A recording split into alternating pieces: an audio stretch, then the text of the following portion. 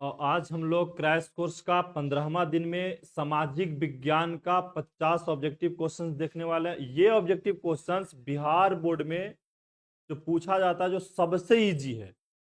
मतलब अगर देखें कि आप 10वां में पढ़ रहे हैं और इस सब सवाल को कभी नहीं देखे हैं तो आपका पढ़ाई जो है एकदम जीरो लेवल का समझिए अभी। और आज का जो सवाल है ना, जो सबसे जीरो लेवल का प्रश्न होता है ना, वही आज का क्लास में है।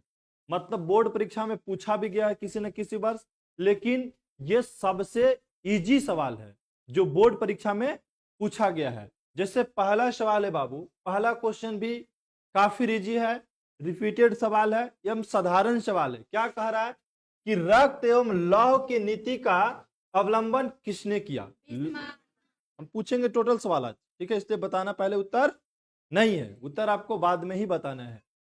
रक्त एवं लौह की नीति का अवलंबन किसने किया था? बिस्मार्क ने किया था। तो चलिए इसका संबंध में आया बाबू कि रक्त एवं लौह का नीति का संबंध किससे है? बिस्मार्क से है। रक्त एवं लौह की नीति का अवलंबन किसने किया था? बिस्मार्क ने। लेकिन यहां से हम पूछ सकते हैं, प्रियंका तुम बताएगी कि मेजनी का संबंध किससे है? हाँ, कार्बोनरी से। कार्बोनरी से किनका संबंध है? मेजनी का संबंध किससे है? कार्बोनरी से। मेजनी का संबंध रक्त एवं लौह की नीति का संबंध बिस्मार्क से। मेजनी का संबंध कार्बोनरी से, और रक्त एवं लौह की नीति का संबंध बिस्मार्क से। पहला सवाल बहुत ही इजी था। इसी प्रकार दूसरा सवाल है, कहता है कि लेनिन की मृत्यु कब हुई? इसका उत्तर बताएगी पूजा। लेनिन का मृत्यु कब हुई थी बाबू, बताओ। 1921 बोल रहे हम। बताए ना कि आज का जो क्लास है वो बहुत इजी है। बताइए कब हुआ था? 1924 में हुआ था। 1924 में हुआ था। लेनिन की मृत्यु कब हुई थी? और 1924 में ही महात्मा गांधी कांग्रेस के अध्यक्ष बने थे। 1924 में ही महात्मा गांधी कांग्रेस के अध्यक्ष बने थे। ठीक है, अगला सवाल कह रहा है कि दास कैपिटल के लेखक कौन थे? दास कैपिटल के लेखक, श्वेता तुम बताएगी कि दास कैपिटल के लेखक कौन थे? सही बताइए जी, कार्ल मार्क्स। अब अगला जो स्टूडेंट है कार्ल मार्क्स का जन्म बताएगी। सोनी तुम बताएगी कार्ल मार्क्स का जन्म कब हुआ था? जानती है? 1905 बोल रही, सही है जी। कब हुआ था? कब? 5 मई 1818 में। 1818 में, ठीक है। कार्ल मार्क्स का जन्म कब हुआ था? 1818 में। बहुत इजी सवाल है। अगला सवाल है, रूस में कृषक दास प्रथा का अंत कब हुई? इसका उत्तर कौन बताएगी? गुंजा तुम बताएगी। बहुत इजी सवाल है बाबू, गुंजा तुम बताएगी इसका उत्तर। कह रहा है कि रूस में कृषक दास प्रथा का अंत कब हुआ था? आज दिलखुल क्लास क्लास नहीं आया है? हाँ, तू रडार पर चढ़ ले बाबू। हाँ बोलो। 1870 बोल रही है, बिल्कुल गलत है। कब हुआ था? 1861। 1861 में रूस में कृषक दास प्रथा का अंत कब हुआ था? 1861 में। हम बताए ना कि आज जो क्लास है ना उस सब से, अब देखे जो क्वेश्चन बाबू एकदम नहीं होता है कि एबीसीडी वाला जैसे बच्चा का, वो वाला आज क्लास है इसका। बहुत सरल, साधारण और इजी सवाल है, और इसका उत्तर हर स्टूडेंट को पता होना चाहिए। इस प्रकार से अगला सवाल है, जनेवा समझौता कब हुई? जनेवा समझौता कब हुई? बताएगी गुंजा के बगल वाली लड़की, क्या नाम है तुमको? शिवानी। कल इसको खोज रहे थे, कल नहीं आई थी क्लास। कल नहीं आई थी क्लास। 1954। सही बताइए कब हुआ था? हाँ, 1954 में, बिल्कुल सही बताया। जनेवा समझौता कब हुआ था? 1954 में। साधारण सवाल था, इजी सवाल था जनेवा समझौता से। अगला सवाल है कि वियतनाम में टोक्यो फ्री स्कूल की स्थापना कब हुई थी? चलिए उसके बगल वाली लड़की बताएगी, करिश्मा। 1907 बोल रही, सही है जी। हाँ, 1907 ईस्वी में। कह रहा है वियतनाम में टोकिन, ठीक है, टोकिन फ्री स्कूल की स्थापना कब हुई थी? 1907 में। यहां से मैं एक और सवाल पूछ दे कि 1906 का इतिहास बताइए। चलो कंचन खड़ा होगे तुम, 1906 में बताइए क्या हुआ था। बड़ा इजी सवाल है जो हर बार पूछा जाता है, और हमारा इतिहास में पढ़ना न पढ़ना एक अलग बात है, लेकिन ये सवाल हमेशा पूछा जाता है। 1906 के कोई इतिहास बताइए।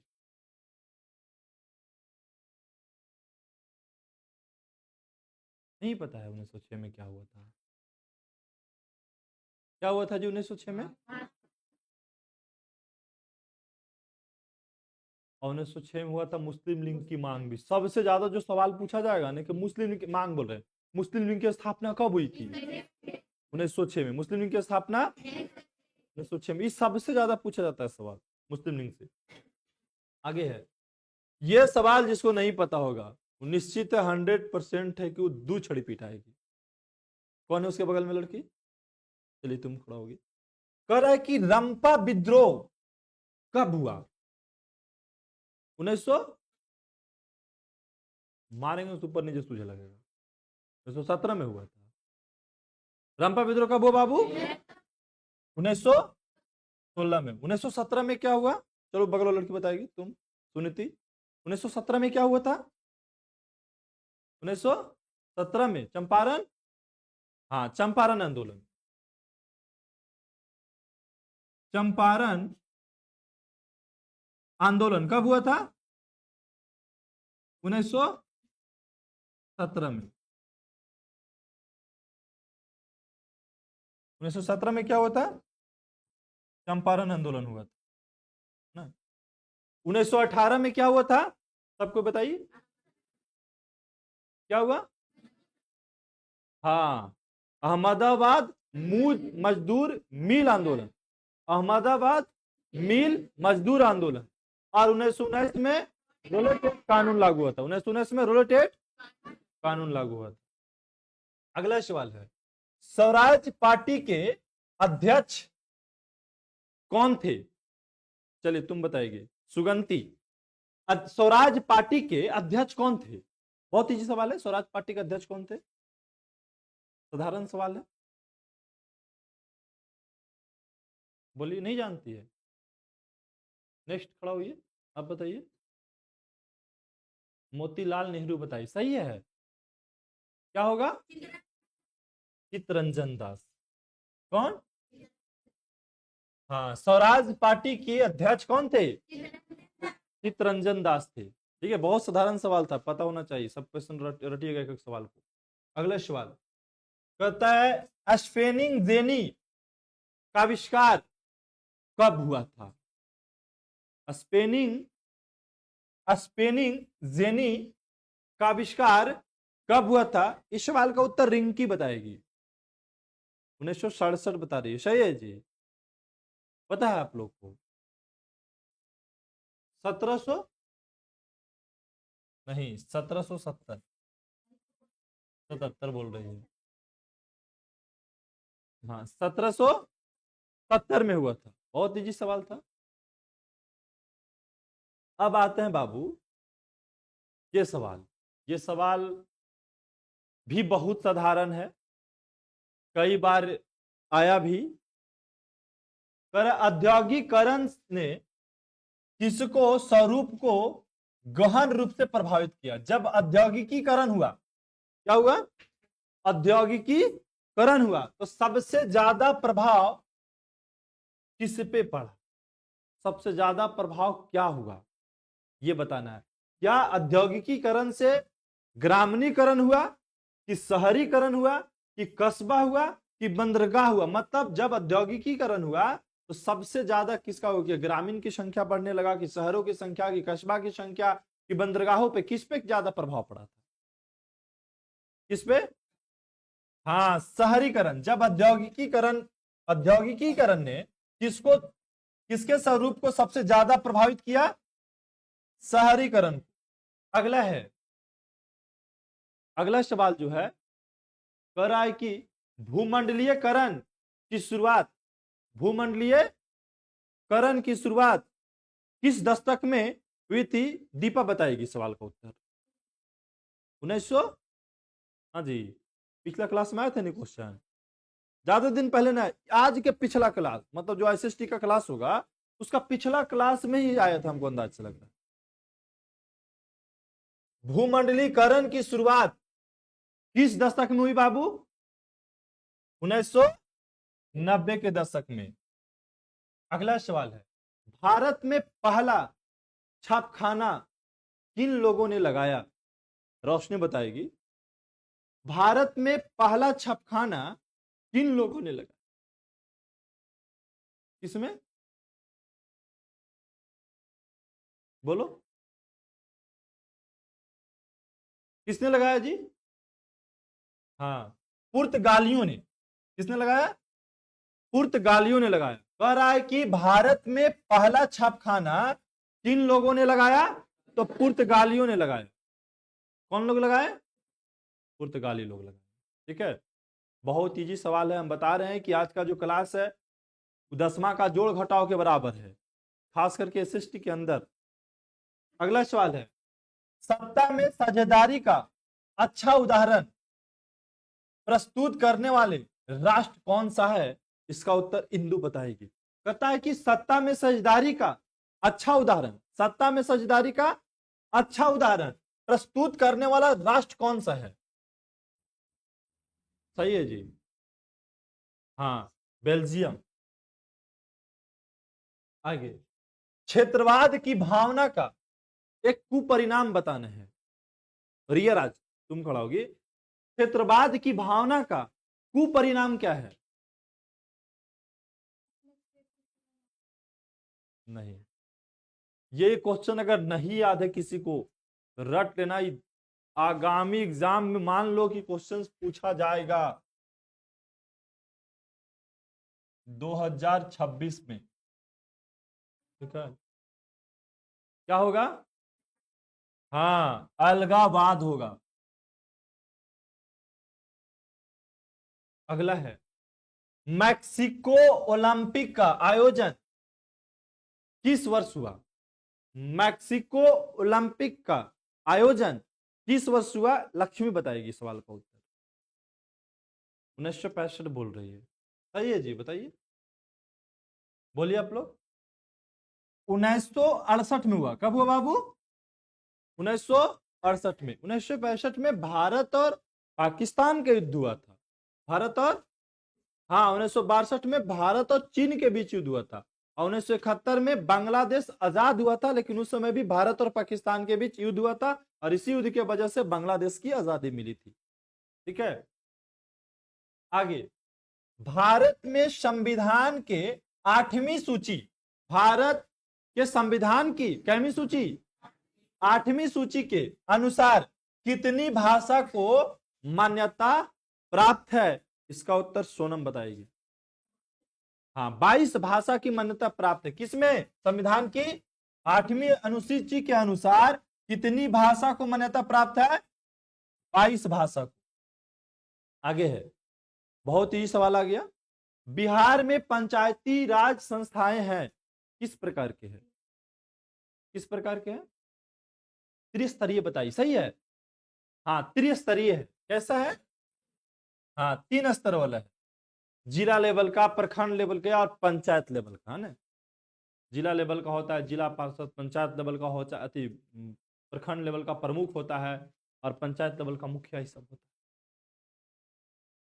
है। अगला सवाल है, किस देश में, ये सवाल बहुत इजी है, बहुदलीय व्यवस्था नहीं है? किस देश में बहुदलीय व्यवस्था नहीं है? बताइए तो। ब्रिटेन बता रही है। सही है जी। कह रही कि किस देश में बहुदलीय व्यवस्था नहीं है? बहुदलीय मतलब क्या होता है? जैसे भारत बहुदलीय व्यवस्था है, भारत बहुदलीय व्यवस्था है, तो आपको बताना है बाबू कि किस देश में बहुदलीय व्यवस्था बिल्कुल भी नहीं है। भारत तो बहुदलीय व्यवस्था है, क्योंकि अब बहुत सारे दल चुनाव लड़ते हैं और फिर एक होकर के एक सरकार बनाते हैं। जैसे गठबंधन की सरकार बनता है ना जी, बहुदलीय व्यवस्था में ही संभव है गठबंधन की सरकार। ठीक है, तो इसमें कौन ऑप्शन सही हो गया? ब्रिटेन ही होगा, ब्रिटेन ही होगा। बहुदलीय व्यवस्था कौन नहीं है? हाँ, बांग्लादेश भी बहुदलीय व्यवस्था है, भारत भी और पाकिस्तान भी, क्योंकि भारत का ही बेटा हुआ पाकिस्तान और उसका बेटा है बांग्लादेश, मतलब पोता हो गया बांग्लादेश। भारत साला कौन हुआ? पाकिस्तान, और पाकिस्तान साला कौन हुआ? बांग्लादेश। तो ये तीनों में लगभग समान दलीय व्यवस्था है, मतलब बहुदलीय व्यवस्था है। अगला सवाल, बांग्लादेश नामक नया देश का निर्माण, अभी जस्ट बताए थे हम, किसका क्वेश्चन आया? आरती खड़ा होगी। क्वेश्चन बहुत इजी है, साधारण है, बहुत ज्यादा तो हार्ड है नहीं। कह रहा है कि बांग्लादेश नामक नया देश का निर्माण कब हुआ था? 1971 में। सही है, 1971 में बांग्लादेश कब आजाद हुआ? कभी कभी देता है बांग्लादेश का सृजन कब हुआ, तो सृजन मतलब घबराना नहीं है, ठीक है। कितना? 71 ही। बात कर लो थोड़ा देर में। लो अगला सवाल, कह रहा है कि भारतीय लोकतंत्र है, भारतीय लोकतंत्र है कैसी? भारत में किस प्रकार के लोकतंत्र है? दोनों, क्योंकि भारत एक सफल लोकतंत्र भी है और विश्व का सबसे बड़ा लोकतंत्र भी। तो इसका मतलब क्या हो गया? हाँ, दोनों हो गया। अगला सवाल है, 15वीं लोकसभा चुनाव से, 15वीं लोकसभा चुनाव से पूर्व लोकसभा में, मतलब 14वीं लोकसभा में बोल सकते हैं कि 15वीं लोकसभा चुनाव से पहले कौन सा होगा? 14वीं लोकसभा होगा। 14वीं लोकसभा में महिलाओं की भागीदारी कितना प्रतिशत थी, ये बताएगी प्रियांशु। 33% तो पूरे देश में छूट मिलता अलग चीज है, वो अलग चीज। 33% तुम याद की हुई है। कह रहा है कि 15वीं जब लोकसभा का चुनाव हुआ और एक 14वीं लोकसभा का चुनाव हुआ, वो दोनों के कंपेरिजन कीजिए कि महिलाओं की भागीदारी कितनी प्रतिशत थी। कितना प्रतिशत? 10%। कितना? अगला है, सूचना का अधिकार आंदोलन की शुरुआत कहां से हुई? दिव्या बताएगी तुम। सूचना का अधिकार आंदोलन की शुरुआत कहां से हुई? सही बताइए जी। राजस्थान से हुआ था। हाँ, सही है, राजस्थान। हम इसी सवाल में पूछना चाहेंगे, तुम खड़ा होगी और बताएगी सूचना के अधिकार आंदोलन की शुरुआत कब से हुई? सूचना का अधिकार अधिनियम जो है वह कब बना था, कब लागू हुआ, कब हुआ था जी? 2005 में। अगला सवाल, अगला भेजिए, किस क्षेत्र को, बैठ जाओ तुम, किस क्षेत्र को द्वितीय क्षेत्र कहा जाता है? सही बताइए। हाँ, औद्योगिक क्षेत्र को क्या कहते हैं? द्वितीय क्षेत्र कहते हैं। सचिन बताएगा कि प्राथमिक क्षेत्र को क्या कहते हैं? हाँ जी, प्राथमिक क्षेत्र को कृषि क्षेत्र कहा जाता है। और तृतीय क्षेत्र को अशोक बताएगा। अशोक, तृतीय क्षेत्र को क्या कहते हैं? अभी जस्ट बताया कि प्राथमिक क्षेत्र को हम कृषि क्षेत्र कहते हैं, द्वितीय क्षेत्र को हम औद्योगिक क्षेत्र कहते हैं और तृतीय क्षेत्र को हम सेवा क्षेत्र कहते हैं। ठीक है। अगला सवाल, नीति आयोग का अध्यक्ष कौन होता है? सोनू बताएगा, तुम बाबू। बोल रहा है प्रधानमंत्री। सही है, बिल्कुल सही है, प्रधानमंत्री। प्रधानमंत्री। नीति आयोग का अध्यक्ष कौन होता है? हम पूछे कि नीति आयोग की स्थापना कब हुई थी? 1 जनवरी 2015। इससे पहले क्या था? योजना आयोग। योजना आयोग, इसकी स्थापना कब हुआ था? 15 मार्च 1950 को। इसका अध्यक्ष भी कौन होते थे? प्रधानमंत्री। और ध्यान रखना है कि योजना आयोग को ही भंग करके क्या बना था? नीति आयोग बना था। योजना आयोग को भंग करके क्या बनाया गया था? नीति आयोग बनाया गया। समझ गए? तो अब चलते हैं अगला सवाल में। सवाल बहुत हार्ड तो है नहीं आज, प्लस साधारण सवाल है। कह रहा है भारत में किस प्रकार की प्रति व्यक्ति नहीं वो भारत में किस राज्य की भारत में किस राज्य की प्रति व्यक्ति आय सर्वाधिक है? चलो बताएगा सूरज। गोवा को बता रहा है जी, सही है। हाँ, गोवा का प्रति व्यक्ति आय सबसे अधिक है। जिस देश का राष्ट्रीय आय अधिक होता है, जिस देश का, कौन उठा के बोल दो, जिस देश का राष्ट्रीय आय क्या होता है? अधिक होता है, उस देश को क्या कहते हैं? अरविंद बताएगा। विकसित देश बोलते हैं, सही है, विकसित देश बोलते हैं। आगे है, निम्न में से कौन सा मुद्रा के एक आधुनिक रूप में नहीं है? चलो तुम बताएगा बाबू। निम्न में से कौन सी मुद्रा के एक आधुनिक रूप है ही नहीं है अभी? अरे जमा। कौन जी? बोलिए। वस्तु मुद्रा आधुनिक रूप से कौन सामान से सामान आवेदन करता है? तब आ गया ड्राफ्ट वाला फार्म भरते देखते हैं चालान कटता है। शुरू होता है कि धान लेके जाइए तो फार्म भराएगा, ऐसा होता है। अब आपको जो पहले था कौन सी, फार्म भरे जाइएगा तो उसका रूल नियम अलग था। अब जाइएगा तो पहले चालान कटता है, बैंक से चालान कटा के सरकार के पैसा भेजिए तब फार्म भराएगा। अब पहले एक बार जमा करने जाइए पैसा, तो सब सिस्टम खत्म कर दिया। दूसरा बात है कि आज हम दुकानदार के पास जाते हैं तो या तो हम नंबर सिस्टम वाला बात करते हैं, चाहे तो उसको फोन पे से पैसा देते हैं, डिजिटल पैसा देते हैं, या तो फिर उसको हम कोई कागज का मुद्रा देते हैं। सामान के बदले सामान बिल्कुल भी अब लेन देन हम लोग नहीं करते। अगला सवाल, आजकल मुद्रा का कौन सा रूप अधिक प्रचलित है? कौन सा? इसमें तो पत्र मुद्रा ही होगा। कौन सा मुद्रा? अगला है, वित्तीय संस्थाओं में किन संस्थाओं को सम्मिलित किया गया है? वित्तीय संस्थाओं में किन संस्थाओं को सम्मिलित किया गया है? चलो ये गोलू बताएगा, तुम बताओ बाबू। किसको सम्मिलित किया गया है? 29 नंबर पे चला है हम लोग अभी तक, बोलिए। देखो, वित्तीय संस्थाओं में व्यवसायिक बैंक को भी सम्मिलित किया गया, सहकारी शाखा समिति को भी किया गया, बीमा कंपनी को किया गया। इसका मतलब इनमें से क्या हो जाएगा? सभी को सम्मिलित किया गया। इनमें से सभी को, ऑप्शन के हिसाब से सभी। अगला है, सर्वप्रथम व्यवसायिक बैंक का राष्ट्रीयकरण कब किया गया था? दीपक बताएगा। बताइए, क्वेश्चन मतलब भुलाने वाला है ही नहीं क्वेश्चन। इसको अगर कोई भुला रहा है तो हम बार बार करेंगे, आपकी तैयारी जीरो है। कह रहा है कि व्यवसायिक बैंकों का राष्ट्रीयकरण कब हुआ था? 1969, इंदिरा गांधी के शासनकाल, सबको याद रहता है। ठीक है।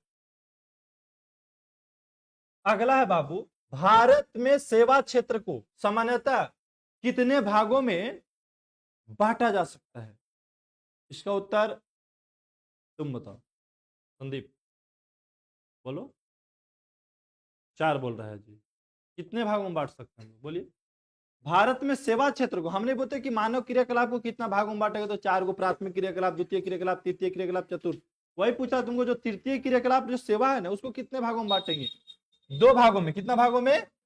2 भागों में। अगला है, उपभोक्ता जागरूकता आंदोलन की शुरुआती किस देश में हुई थी? इसका उत्तर, खत्म हो गया क्वेश्चन, वहां चलिए, उधर से शुरू होगा।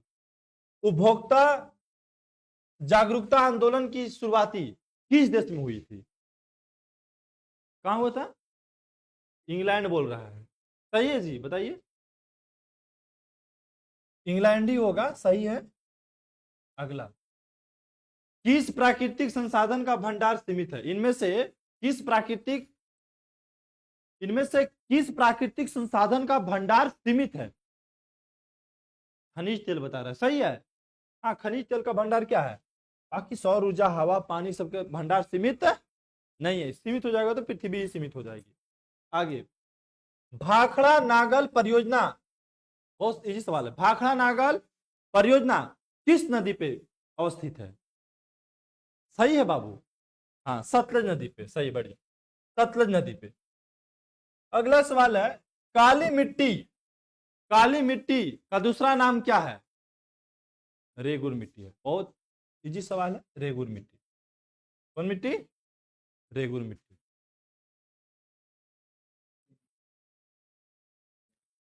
चलिए आगे है, भारत का पहला परमाणु ऊर्जा केंद्र कहां स्थित है? चलो सुधीर, कहां? तारापुर बता रहा है, सही है जी, तारापुर में है। अगला है बाबू, भारत के किस राज्य में सोपानी और सीढ़ीनुमा खेती प्रचलित है? हाँ, सीढ़ीनुमा खेती कहां प्रचलित है? उत्तराखंड में। आगे है, विश्व में चाय का सबसे बड़ा उत्पादक देश कौन है? पूजा बताएगी, तुम पढ़ो। विश्व में चाय का सबसे बड़ा उत्पादक देश कौन है? बोलिए। भारत बोल रही है, कौन है जी? श्वेता चीन बोल रही है। सोनी तुम भी इसी सवाल का उत्तर बताओ। बोलो, अभी तक तो दो उत्तर दोनों के दो तरह से आया, तुम बताओ तीसरा उत्तर बताइए। कौन होगा? चीन होगा। कौन होगा बाबू? चीन होगा, बैठ जाइए। उत्तर भारत का मैनचेस्टर किस शहर को कहा जाता है? गुंजा तुम बताएगी। उत्तर भारत का मैनचेस्टर किस शहर को कहा जाता है? बोलिए। किसको बोलते हैं जी? कानपुर को। किसको? कानपुर। चूना पत्थर का उपयोग किस उद्योग में होता है? शिवानी तुम बताएगी। चूना पत्थर का उपयोग किस उद्योग में होता है? किस धातु में, किस उद्योग में होता है? सीमेंट बनाने में, सही बताइए। किसमें होता है? सीमेंट बनाने में होता है। अगला सवाल है बापू कि पक्की सड़कों की लंबाई की दृष्टि से प्रथम स्थान कौन सा राज्य को आता है? चलो करिश्मा बताएगी। महाराष्ट्र, सही बताइए। हाँ सही है, महाराष्ट्र ही होगा, क्योंकि पक्की सड़कों की लंबाई की दृष्टि से देखा जाए तो महाराष्ट्र आता है प्रथम स्थान पर।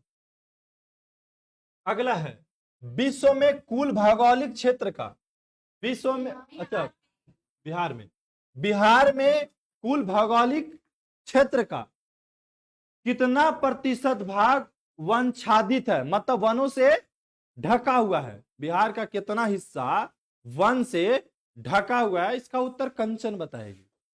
बोलो। नहीं जानती है? ये सवाल भी पता है, या से एक मॉडल पीछे आए या दो मॉडल पीछे आए, ये भी क्लास में हम आपको बता चुके हैं। अब फिर भी आप उसका उत्तर नहीं दे रहे, इसका मतलब ध्यान है, हाँ है ही नहीं है। कितना परसेंट है जी? हाँ, 7 पॉइंट। अभी कांवर झील वाला भी सवाल आया पिछला क्लास में। चलो अगला लड़की खड़ा होगी, तुम। कांवर झील स्थित है कहां? कहां? कहां बोल रही है? दरभंगा, सही है जी। तो बेगूसराय। इतना बारी सवाल को हम लगता है कि 2 बार तो जरूर लाए हैं हम, बोर्ड पे लाए हैं, इस बोर्ड पे 2 बार कम से कम, समझे? अगर आप नहीं पढ़ रहे हैं बाबू तो सोचिए क्या स्थिति है आप। आज का जो मॉडल है ना बाबू, हम आपको बोले ना कि एकदम जीरो लेवल का मॉडल, जैसे ही हम मॉडल छाट रहे थे ना तो लगा कि सबसे लो मॉडल आज ही पढ़ाने जा रहे हैं। सबसे लो मॉडल, इसमें स्टूडेंट को 50 में 50, नए पढ़े वाला भी कम से कम 40 रहेगा। जो 10वां में लगातार खाली बैठल रहा धुआ नहीं है, उसको भी 40 रहना चाहिए, ठीक है?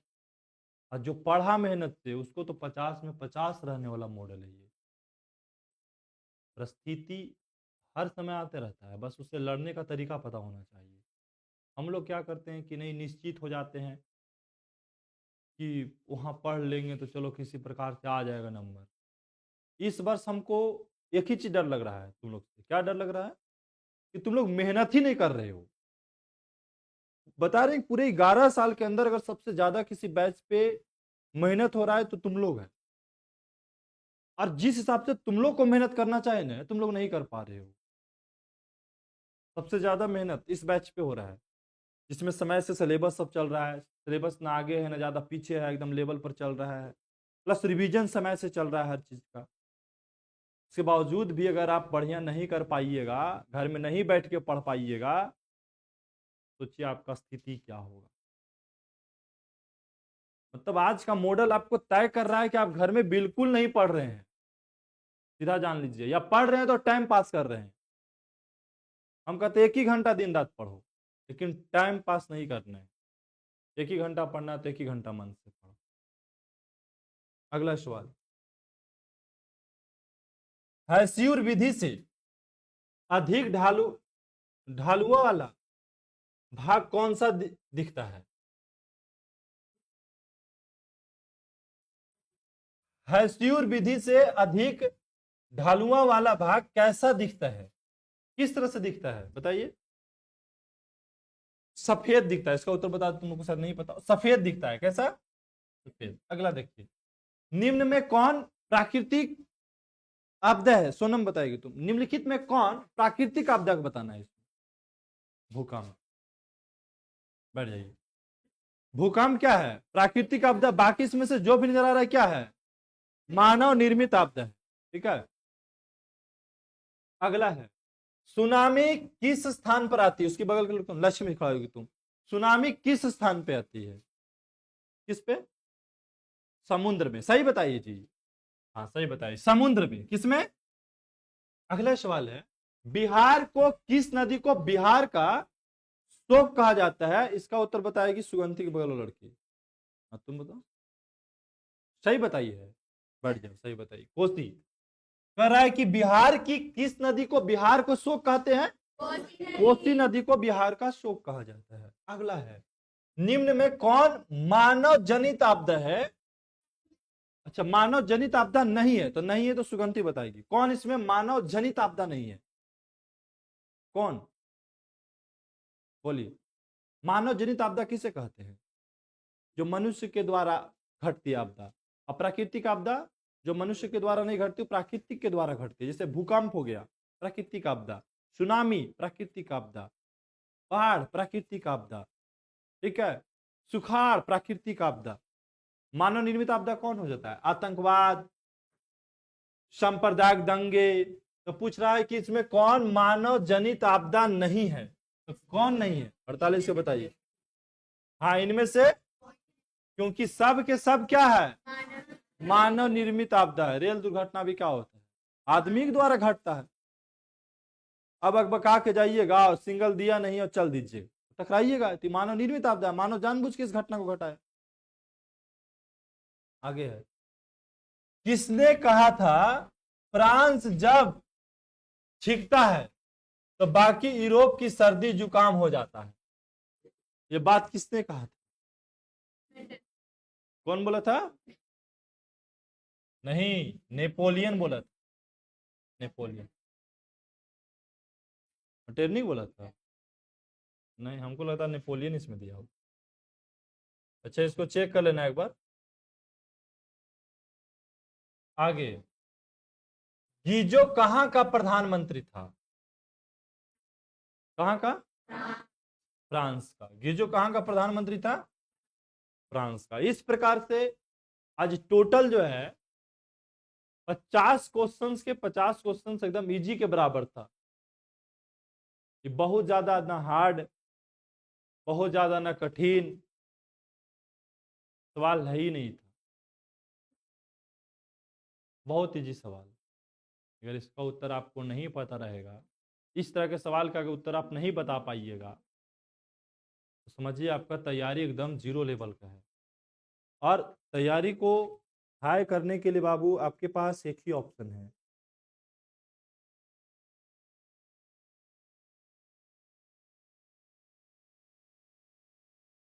कि आप घर में बैठिए और टाइमली पढ़िए। नहीं पढ़िएगा, रिजल्ट खराब होगा, गांव घर में नाम खराब होगा। सब चीज़ों को ध्यान दे करके मेहनत करके आगे पढ़िए। अब रहा तुम लोग पे निर्भर